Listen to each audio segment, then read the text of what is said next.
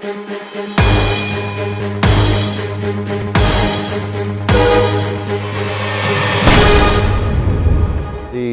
experience of QE has been based in the United States and in the United Kingdom, and it's clearly had an impact in the United States, where we see a stronger recovery than we see in Europe.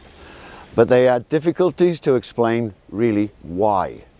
Therefore, there's a huge responsibility on the banking sector. They're going to be under big pressure because 70% of the funds available in Europe are through the banking sector. And what I'm suggesting is that all the banks should now pick up all those rejection slips from those small and medium-sized enterprises that were not given loans to try and get those cycles turning again, because the liquidity is there. The other side that there's concern about is, who will this really help at the end of the day?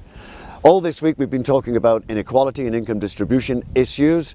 Does quantitative easing make inequality worse?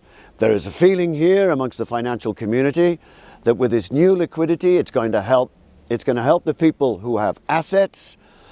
I've seen a few Schwingfests in my time, the La Lutte Suisse, and I know there's a maneuver that when the two people are in a combat, one gets thrown on the floor. It's called a brienzer.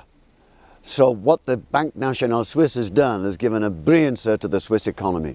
It is clear that this is going to have an impact on every single business model, on every single business in the country, and have an impact on all families as well.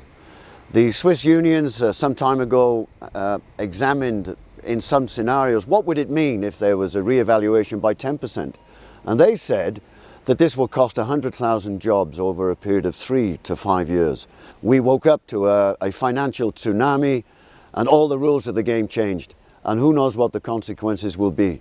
We're fortunate in Switzerland in that the level of employment is relatively high, a good labour force participation.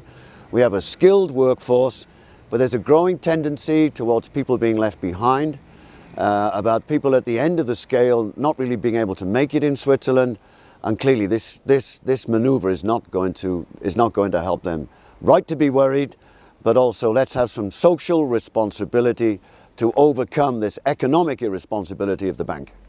Perfect. The Oxfam report looks at the distribution of wealth, and the theme that they're giving it is even it up.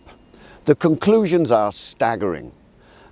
We now know that 85 families have the same wealth as 3.8 billion people. We now know that if the current trends continue, by Davos 2016, the top 1% will have the same wealth as the rest of the 99% of the world's population. Now, this should be ringing alarm bells everywhere, because there are political ramifications. There are political ramifications in terms of trust, in terms of anger, and in terms of how honest is our economic system. It gives the appearance and the reality that the whole game is rigged, that the political process is rigged, the economic process is rigged to serve 1% of the population. And therefore this is a very clear fault line, and something has to be done about it. And we have to develop a process, what we call inclusive growth.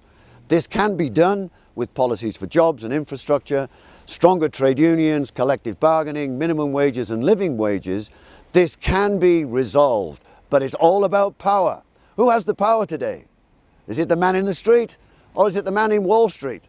At the moment, it looks like the man in Wall Street that's making the rules for the rest of us, and this is not sustainable. The danger signs are there.